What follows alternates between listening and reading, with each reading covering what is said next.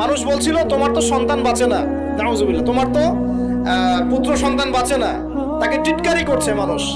তখন আল্লাহ পাক নাজিল করছেন, মন খারাপ করছো কেন হে নবী? ইন্না আতাইনাকাল কাউসার, আমি তোমাকে কাউসার দিয়েছি। এখানে শুধু হাউজে কাউসার বোঝানো হচ্ছে না, এখানে বোঝানো হচ্ছে তার মহান সম্মান।